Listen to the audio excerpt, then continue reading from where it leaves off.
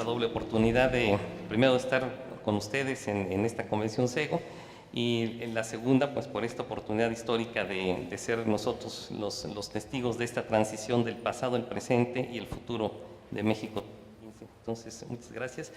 Les voy a platicar un poco sobre el tema de los neurotalentos, y no sin antes decirles que estamos en los albores de un nuevo mundo, un mundo apasionante, un mundo nuevo, que seguramente nos llevará a una nueva raza humana, que, como lo vimos en el video, también tiene que ver con las constelaciones, y no por el tema de los horóscopos ni mucho menos, sino porque simplemente la parte que a veces no vemos también de alguna manera nos influye. No es como el tema de las estaciones del año, porque hay primavera, porque hay verano, bueno, porque hay una posición de la Tierra respecto al Sol, pero el Sol a su vez está girando en la galaxia, dentro del Sol central de este sistema que es Alción o Lamat para los mayas. Entonces, también hay conexiones cosmológicas que no podemos dejar de ver en todo este contexto, que quizás muchas veces nos vamos desnaturalizando y nos abstraemos del ámbito en el que vivimos, y creo que esto tiene que ver mucho también con el coaching y con el tema del contexto.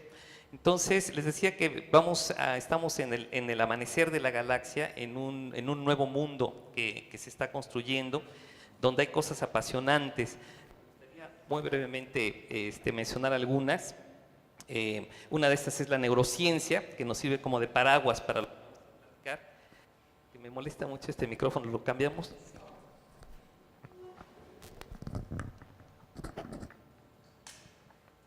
Gracias, creo que está mejor. Entonces, les decía, un gran punto es la neurociencia, pero también está ocurriendo en paralelo, por ejemplo, los avances de la física cuántica a través de lo que planteó Einstein, y lo que está viniendo, que quizás si hay oportunidad platicamos muy rápidamente de eso. En temas de biología, por ejemplo, se está hablando de la epigenética, que es justamente todo lo que está alrededor del DNA, donde antes muchos codones del DNA se consideraban basura, y hoy estamos viendo que se pueden programar, se pueden encender con el pensamiento y con el corazón en una forma de coherencia, y eso nos permite cambiar estados biológicos, por ejemplo. Entonces, está la neurociencia, está la física cuántica, está la epigenética, y están muchas cosas surgiendo que son simplemente apasionantes, y nosotros tenemos que estar en esas conversaciones como coaches, porque es parte de nuestra formación y es parte de las posibilidades que podemos abrir en la gestión de posibilidades. Entonces, les platicaré un poquito más de eso más adelante, pero vamos entrando en materia con los neurotalentos. Usualmente, para hacer la atracción de personal, lo que antes llamábamos la selección, el reclutamiento y selección de personal, se usaban test de tipo psicométrico hasta los años 80 más o menos, y como vimos en las conferencias de los días anteriores, bueno, estos paradigmas no dejan de estar ahí, todavía se siguen usando. Sin embargo, a partir de los 80 ya no se hacen solamente tests de tipo psicológico, sino también se empiezan a hacer los test de tipo neurológico para conocer cuál es el talento natural de las personas. Cuando hablamos de neurotalento, hablamos de un talento que no es un talento psicológico, es un talento biológico. ¿Qué quiere decir? Que estamos hablando de cómo está configurado el cerebro, ¿ok? Y es un poco como lo vimos en la introducción que en el primer video. Bien, ahora, ¿esto por qué empieza a ser relevante? Porque, bueno, lo que hemos observado y lo que se está observando, y quizás esto todavía sigue presente en el hoy, es que simplemente la vasta mayoría de la fuerza laboral no está enrolada. No sé qué experiencia tengan o hayan tenido ustedes en las organizaciones haciendo coach ejecutivo, pero definitivamente hay mucha gente que emocionalmente no está involucrada con la organización. Y, por ejemplo, lo vemos acá como lo refleja esta encuesta de Gallup, donde dice que el 54% de los empleados simplemente no están involucrados emocionalmente. Un 16% está involucrado, pero de una manera negativa, es decir, son los que activamente se oponen a cualquier tipo de cambio, de innovación, y solamente un 30% sí se encuentran involucrados. Entonces, si lo vemos desde esta perspectiva, tiene dos lecturas. La primera es que aquí hay una gran oportunidad para Bueno, hay una gran oportunidad para el coaching ejecutivo. ¿Por qué? Porque parte del trabajo con la corporalidad, con la emocionalidad y con las distinciones es justamente sobre este 54% de la gente que simplemente no está involucrada. Entonces, esa es una lectura. Y la otra es que definitivamente el mundo empresarial se empieza a fijar acá. ¿Por qué? Porque tiene que ver mucho con temas de productividad y eficiencia también. Entonces, hay una parte muy interesante que tenemos que observar. Por otro lado, la doctora Benzinger, quien es una neurocientífica que hizo unas pruebas con más de 10,000 personas, donde a través de escáneres y PETs pudo ver cómo trabaja el cerebro en función de temas concretos como habilidades y talentos y competencias de las personas. Entonces, ella lo que encontró es que el 60% y más de las personas tienen un desempeño bajo en el trabajo, que esto nos habla un poco alrededor de esto también, que hay alto nivel de estrés, que hay una pobre atmósfera de equipo, que se pierden días por accidentes de trabajo y quizás la más importante, que hay frustración profesional y obviamente frustración en el hogar. Entonces, esto es una primera ventana a la que nos asoma el coaching ejecutivo por un lado y por otro lado el tema de los neurotalentos, porque justamente uno de los problemas por lo cual ocurre esta frustración profesional y en el hogar es que las personas no están ocupando sus talentos naturales. Ni los conocen, ni los conocemos. Yo me encontré con mi talento natural hace 2 años, a la edad de 49 años, por ejemplo, ¿no? Y quizás, si no conozco esta herramienta, pues igual me hubiera seguido de largo, ¿no? Entonces, creo que es importante, porque además yo les podría decir como caso personal que a través que conocí mi talento, pues tomé un rumbo en mi vida muy diferente, ¿no? Entonces, y además valioso. Entonces creo que es algo que sí está pasando y vale la pena que lo observemos. Bien, la información sobre cómo opera nuestro cerebro, que es el tema justamente de la neurociencia, es la nueva materia prima para incrementar el desempeño y la satisfacción en el trabajo. Y esa es justamente la medida de productividad hoy día. En esta nueva era, lo que buscamos es el incremento de la satisfacción de las personas como una estrategia moderna para incrementar la productividad. Y bueno, relacionado con las gráficas anteriores, podríamos ver esa falta de involucramiento emocional, por ejemplo, o esa frustración de la que habla la doctora Benzinger. Salud. Bien, de acuerdo a este modelo de la doctora Benzinger, tenemos al cerebro con esta representación. Aquí tendríamos, por ejemplo, la nariz, estamos haciendo una vista aérea del modelo. Entonces tenemos un hemisferio izquierdo, un hemisferio derecho. Hasta ahí era el estado de la ciencia en identificar muy bien estos dos hemisferios unidos por un cuerpo calloso, pero después se encontró también esta ranura horizontal, que no es tan profunda como esta, pero sí está puesta aquí en el cerebro, lo que hace que podamos identificar 4 cuadrantes, como lo veíamos en el video. O sea, frontales, basales, izquierdos, derechos. ¿Sí? Y esto nos configura 4 estilos de pensamiento, 4 preferencias y una serie de cuestiones. Entonces, importante resaltar en el modelo es que todos tenemos un cuadrante que es dominante.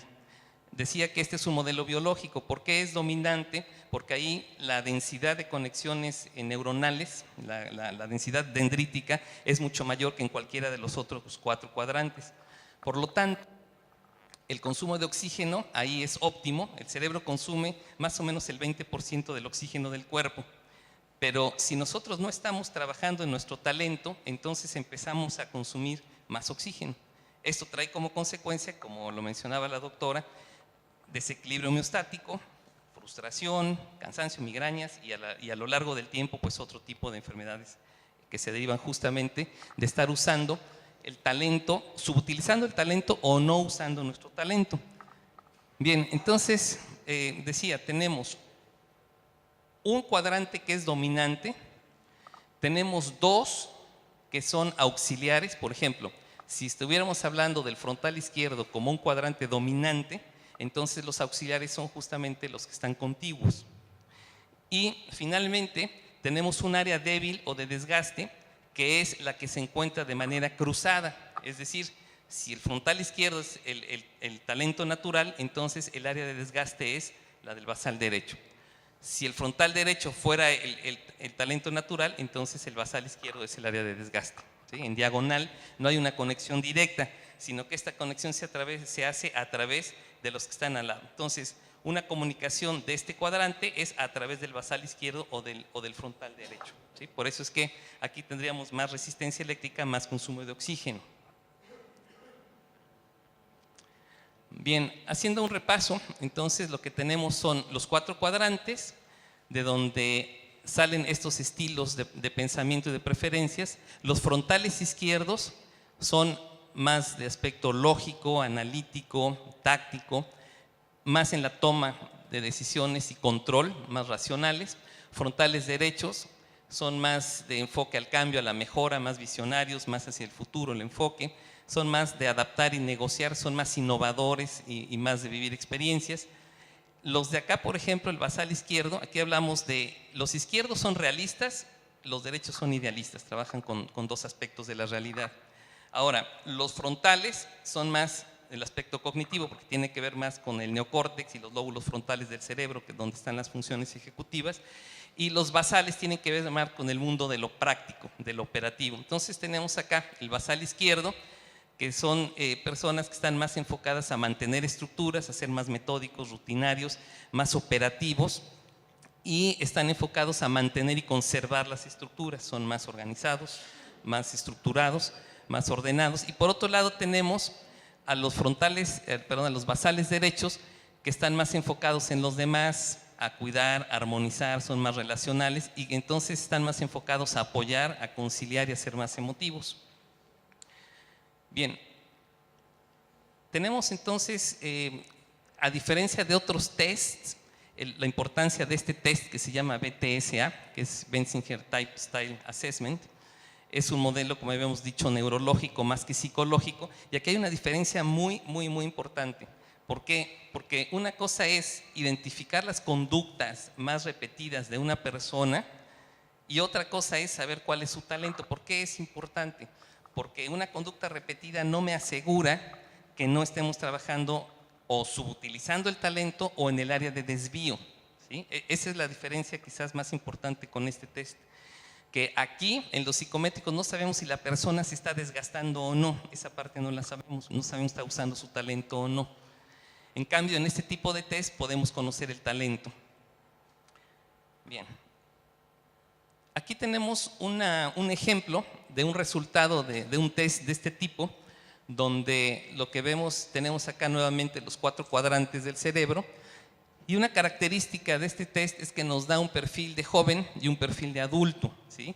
¿Por qué? Porque no sabemos si el talento natural que se esté manifestando hoy día es el talento que tenía de joven y que a lo mejor hoy lo cambió por situaciones de trabajo o de adaptación social, o es el que desarrolló después como adulto. Todos por nacimiento, de manera biológica, tenemos un talento, pero quizás no lo desarrollamos, ¿sí? Entonces te da un perfil de joven como lo vemos acá. Por ejemplo, aquí lo que estamos viendo es que tenemos en el perfil de joven, estamos viendo que esta persona se veía como una frontal derecha, pero el neurotalento natural está ubicado justamente como frontal izquierdo. Es decir, que el talento está de este lado, pero de joven estaba haciendo actividades de un frontal derecho, aunque finalmente es lo que es un frontal izquierdo, ¿sí? Y por otro lado, lo que podemos ver también, porque es posible detectar, así como podemos saber cuál es el neurotalento de la persona, también podemos saber cuál es el neurotalento del puesto, o del proyecto, o de la actividad. Entonces, obviamente, esta brecha pues nos abre la posibilidad de intervención para cerrar justamente este tipo de brechas. Aquí tenemos otro ejemplo, donde lo que vemos es que nuevamente tenemos a esta persona con un talento, neurotalento, el neurotalento es este que vimos, como un frontal izquierdo, pero el puesto de trabajo lo que le está demandando es justamente en el lado derecho. Entonces aquí lo que vamos a encontrar es justamente esto de lo que hablábamos, el talento está subutilizado, no está utilizado y va a haber desgaste en esta persona. Bien, entonces este tipo de test lo que nos dan son las siguientes características. Primero, detecta el talento de joven y de adulto, identifica niveles de introversión y extraversión, que esto no es exactamente el concepto junguiano, sino aquí intraversión o extraversión es el grado de alerta que tiene la persona. Es decir, Si tiene mucho estímulo interno, entonces va a buscar ser introvertido porque ya no necesita más estímulo. Entonces va a ser una persona que va a buscar apartarse de muchos estímulos porque justamente el estímulo está dentro. Y si es extravertido, entonces es un tipo de persona que requiere de mucho estímulo externo entonces, para estar alerta, y por lo tanto va a estar en lugares bulliciosos, oyendo música, haciendo muchas cosas a la vez. Entonces esto es importante para ver dónde se va a desempeñar la persona, que sea más natural con su biología. La otra es que nos da un aspecto psicológico, el tono emocional, el nivel de estrés y lo más importante, si hay desviación de tipo no, es decir, si está usando su talento o no está usando su talento natural. Esto tiene implicaciones importantes en la vida de las personas, desde luego, porque vamos a suponer que tuviéramos acá un frontal derecho. Vamos a pensar que por ahí de los 15 años, esta persona que es frontal derecha sigue trabajando con su talento frontal derecho. Entonces, lo que vamos a ver es que se está expresando y se está validando el talento. Una persona que por ahí de los 35, entonces lo que va a estar haciendo es ya expandir no solamente su talento, sino sus competencias desarrolladas. Que por ahí de los 55 vamos a encontrar que será una persona próspera en varios sentidos de su vida. Y finalmente lo que le va a llevar es que, como ha estado usando su talento en esta trayectoria, va a ser una persona realizada. Pero, ¿qué podría pasar por el otro lado? Es un frontal derecho, no usa su talento como frontal derecho, por ahí de los 25, 28 años ya está invalidando su talento porque está empezando a desarrollar competencias en otro lado, pero no está usando su talento. Esto le va a estar provocando un tono emocional negativo porque finalmente tiene frustración, no hace lo que le gusta y de alguna manera no sabe por qué, lo cual lo lleva quizás a tener una validación social, pero una invalidación personal. O sea, va a ser funcional, desde luego va a poder hacer muchas cosas, quizás tenga un relativo éxito en el trabajo, pero finalmente esta es la parte donde la doctora Benzinger habla de esa frustración, ¿sí? Entonces, bueno, lo que tenemos es eso, frustración. Bueno, esto digamos a nivel de un individuo. Con esta información lo que nosotros podemos hacer es hacer una maqueta de talentos, es decir, vamos a mapear el talento de un equipo de trabajo, un equipo multidisciplinario, donde lo que vamos a tener es justamente, bueno, la representación del cerebro, frontal izquierdo, frontal derecho, basal izquierdo, basal derecho. Este es, por ejemplo, un equipo de 11 personas, donde lo que hacemos es una gráfica de dispersión para ver dónde están los talentos de este equipo. Entonces, lo que vemos es que el equipo de manera ideal debería ser un equipo balanceado por la función que hace. Ahí debería estar el ideal del equipo, pero este equipo estamos viendo que es un equipo más bien frontal izquierdo, ahí se ubica la media de este equipo. ¿Qué pasa acá? Pues tenemos una demografía del siguiente estilo, tenemos el 45% del talento está en el frontal izquierdo, el otro 45% está en el basal izquierdo, por lo tanto esto es un equipo con un 90% de talento del lado izquierdo. Y tenemos solamente una persona que está en el frontal derecho y además no hay basales derechos. Entonces, ¿cuál sería la lectura de un equipo de trabajo con estas características? Bueno, pues primero que va a ser un equipo muy bueno, analizando problemas, priorizando tareas, logrando objetivos, es un equipo directivo, es un equipo que controla, que negocia, que toma decisiones lógicas y es un equipo bueno para planear. También es un equipo bueno para monitorear, controlar y dar seguimiento. Es un equipo bueno para apegarse a metodologías, a procesos, procedimientos, normativas. Es un equipo bueno para mantener la estructura y el orden, para estabilizar, para organizar, para ejecutar rutinas y para la atención a los detalles. Pero definitivamente no va a ser un equipo bueno para la innovación, para la creatividad, para la estrategia global, para la visión global, para la imaginación, para la mejora continua, para el liderazgo y para la toma de riesgos. Por otro lado, también va a ser un equipo con una pobre atmósfera de equipo, va a ser un equipo que no se va a armonizar, no va a estar, la empatía, la motivación, las relaciones interpersonales van a estar carentes. Entonces, aquí la pregunta es, bueno, ¿cuál es el trabajo de ese equipo? Porque si lo que va a estar haciendo son trabajos de un doble izquierdo, pues el equipo está ideal, está perfectamente bien, está para lo que está. Pero si va a trabajar a cerebro completo o tiene que hacer tareas del lado derecho, pues en este equipo no vamos a encontrar eso. ¿Sí? Entonces, es otra lectura que podemos ir teniendo a partir de esta información. Bien, ahora me gustaría platicarles, como fue la pregunta donde terminamos el video, bueno, ¿y esto qué tiene que ver con la gestión ontológica o cómo lo podríamos de alguna manera combinar? Entonces,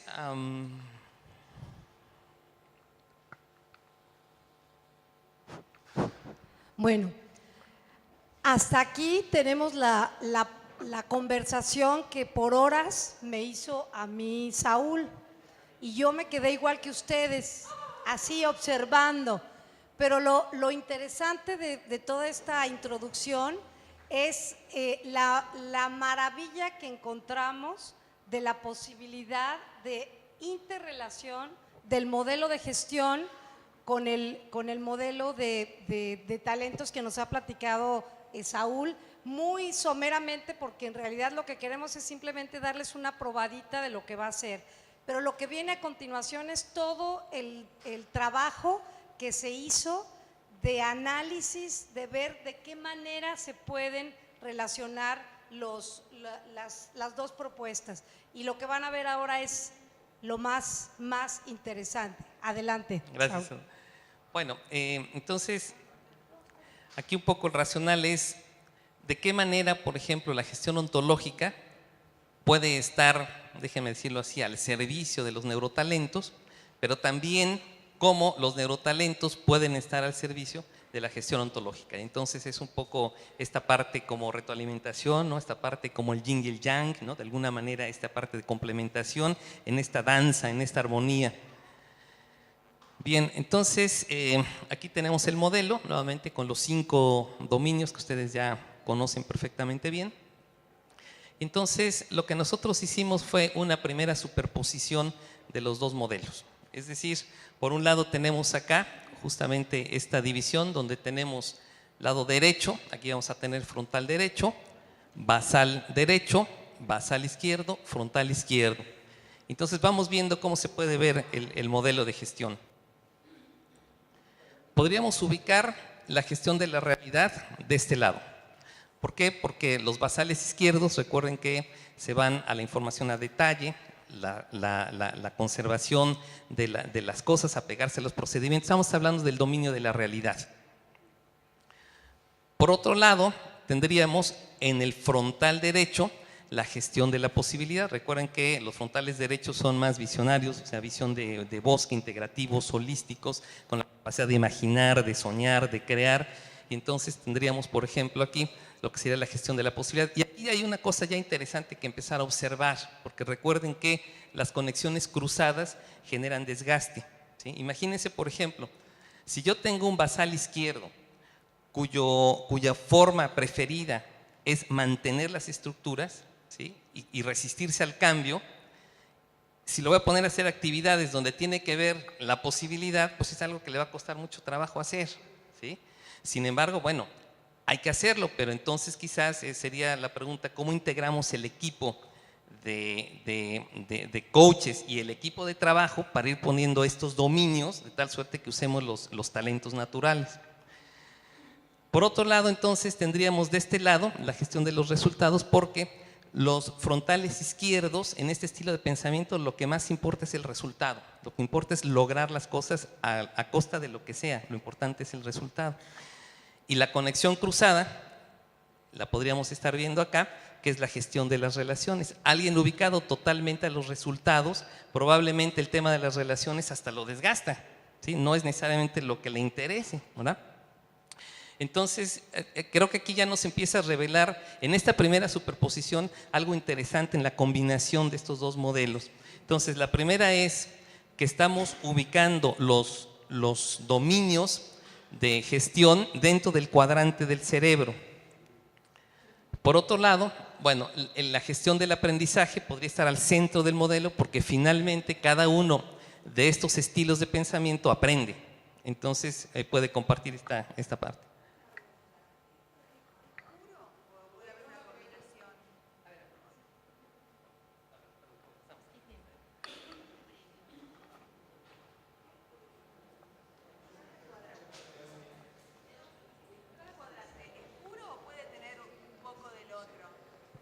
Sí, bueno, en el modelo de neurotalentos, en realidad lo que no es que sea, o sea, sí es puro, pero podemos tener competencias desarrolladas que son los auxiliares. Entonces, sí se puede, definitivamente, se pueden combinar, ¿no?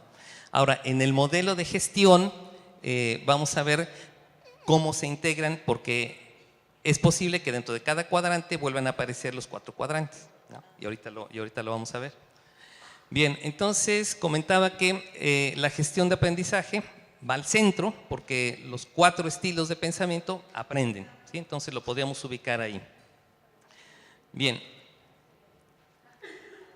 podemos relacionarlo con los elementos, que también ahí hay una coincidencia. ¿Por qué? Porque la gestión de los resultados, quizás estén de acuerdo conmigo que tendría que ver con el fuego que hay que tener para lograr las cosas, entonces ahí vemos ese elemento. Por ejemplo, la gestión de la posibilidad tiene que ver más con soñar, como decía Sibón, entonces tiene que ver más con el aire. La gestión de la realidad tiene que ver con el elemento de tierra, los hechos. Y finalmente el agua, que tiene que ver con la gestión de las relaciones, la armonía, que son habilidades propias de los basales derechos, por ejemplo. Como parte del repaso del modelo, bueno, pues aquí lo que tenemos es peticiones, ofertas y promesas como las distinciones ontológicas dentro de estos cuadrantes, dentro de la tierra las afirmaciones, dentro de las relaciones quiebres y conversaciones y dentro de la gestión de la posibilidad las declaraciones y los juicios. Entonces vamos enervando ya los 2 modelos en estas 2 superposiciones. Bien, ahora vamos a las competencias, las 25 competencias de los 5 dominios. ¿Cómo embonan? Bueno, pues justamente como la representación anterior, embonan de esta manera.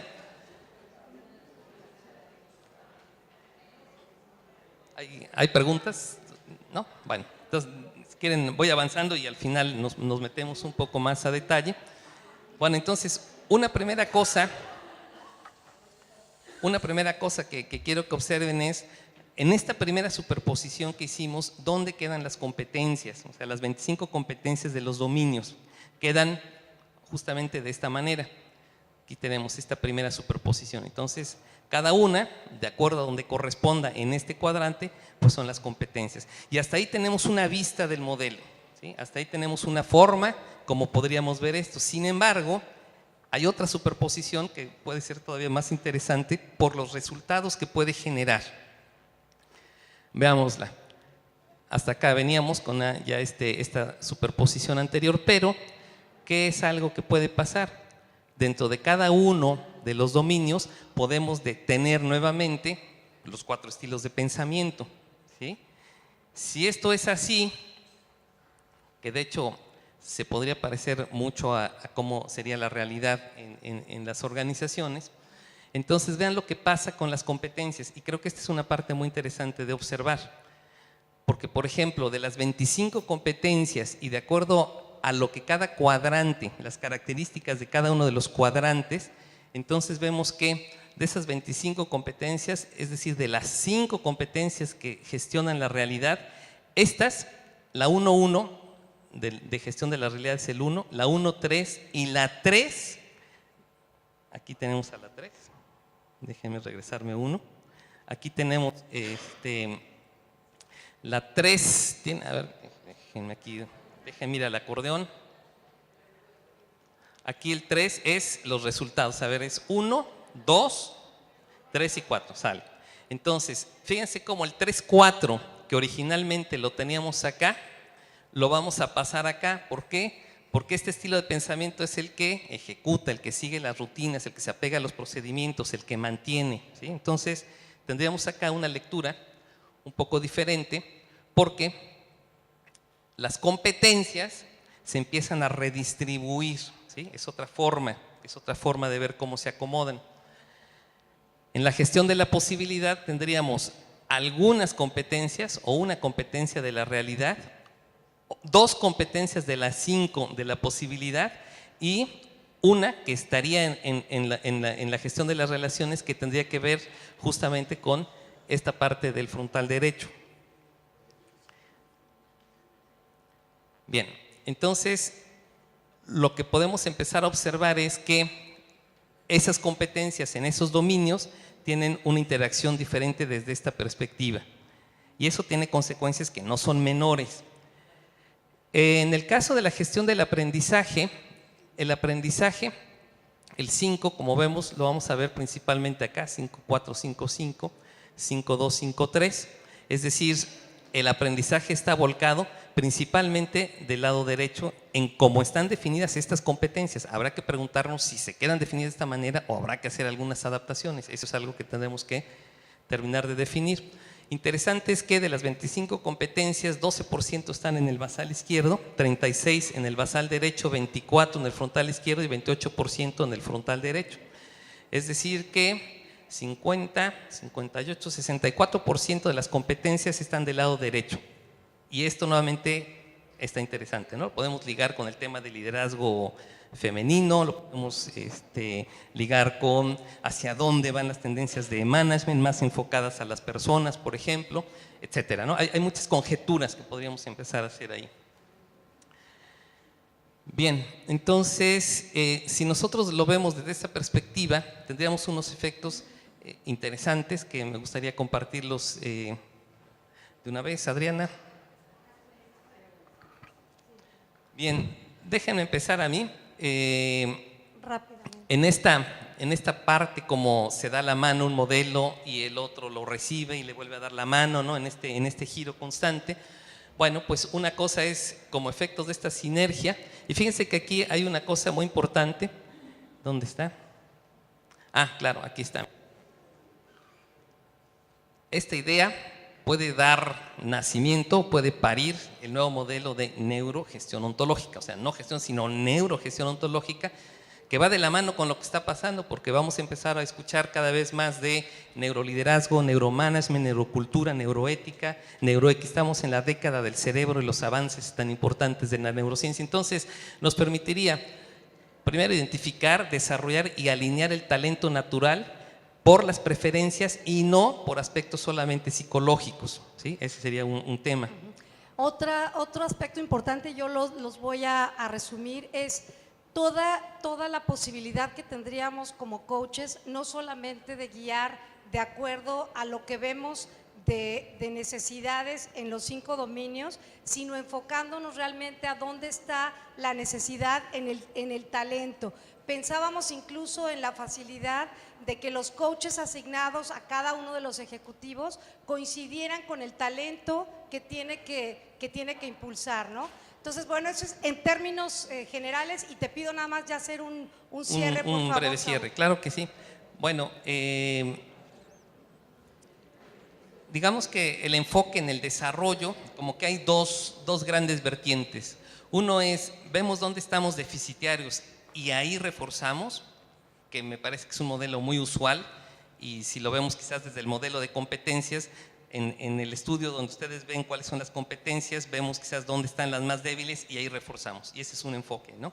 El otro enfoque es totalmente el opuesto, es decir, dónde está el talento, para qué eres bueno, y entonces en eso sé buenísimo, y en lo demás no importa, ¿sí? Entonces, porque naturalmente ahí consumes menos oxígeno, eres más eficiente, no te aburre, te gusta, se te hace fácil, etcétera. Entonces, esa es una parte importante. Y la otra, que traería a la luz quizás el no forzar a alguien a desarrollar competencias donde realmente cae en su zona de desvío, que esa sería quizás la parte, déjenme decirlo así, más grave, porque estamos impulsando a alguien a que se desgaste, por ejemplo, ¿no? Okay. Yo quiero agradecerle a Saúl, que es director del IMECAP, quien trabaja y desarrolla todo esto, y es solamente una probadita para que sepan lo que les tenemos preparado para México 2015. Un aplauso muy fuerte y un agradecimiento a Saúl. Gracias.